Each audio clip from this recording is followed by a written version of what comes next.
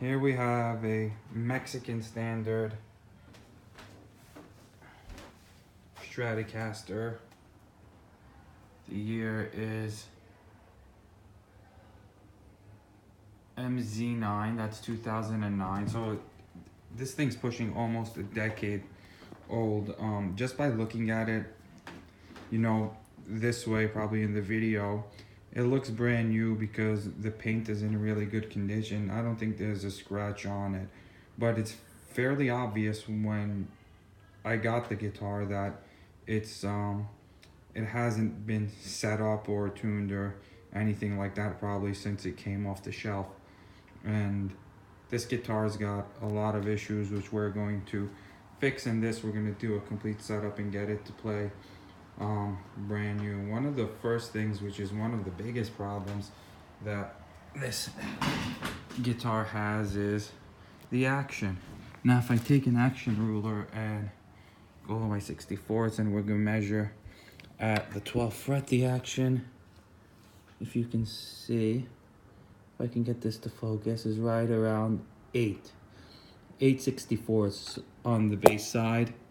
And on the treble side, we're looking at, you know, the same thing. So this action is ridiculously high.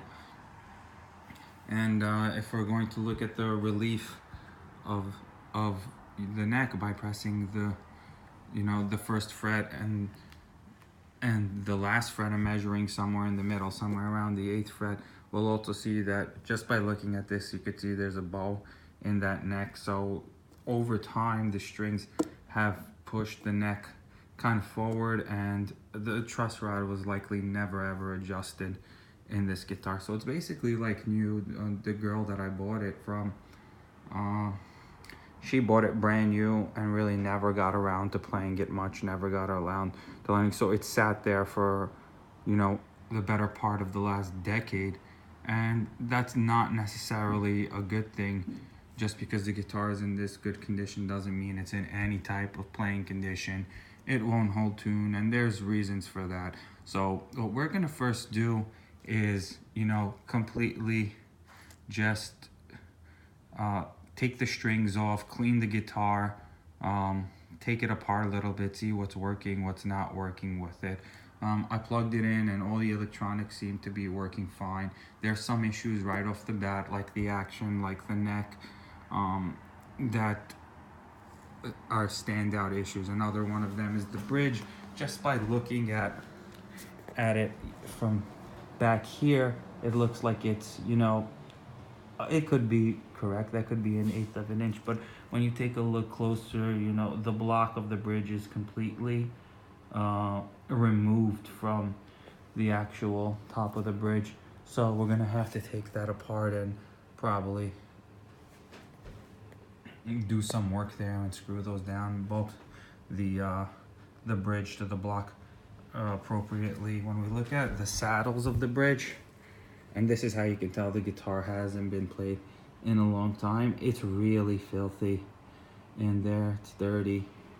Nothing's really rusted, but it just looks like a guitar that's been sitting there for years. By the headstock also, you can see all the dirt that's in grime that's on there. So what I intend to accomplish in this video is not only showing you how to set up a guitar that you get like this, so that you can buy pretty much any Stratocaster used and know how to get it back into playing shape, but we're also going to clean this thing up and polish it and get it to look like it's brand new too.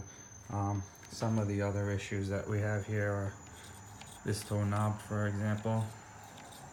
I know there's some noise from outside, but if you hear that, it sounds like sandpaper. There's probably some plastic or something stuck underneath there. So we're gonna pop off all of the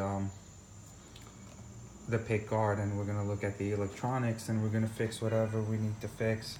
The output jack is really loose too, spinning around if you can hear it.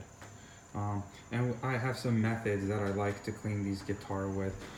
Surprisingly, the ends of the fret here are really good, but we might need to pop off the neck depending on what we can do with the action once we get it cleaned up and change the strings. We might need to put a shim in there. We don't know yet. We can't tell until we actually get new strings on, because something tells me these strings are like just about as old as the guitar are. This girl didn't know, like she knew what she was doing, but when you look at the strings, they actually winded around the post pretty well. It looks like someone used some kind of locking method in there, the swoop, hoop, and stretch method that we like to use. So why don't we get started by, you know, cleaning the guitar up and conditioning the fretboard. Then we're gonna let it sit overnight, and we're gonna go from there.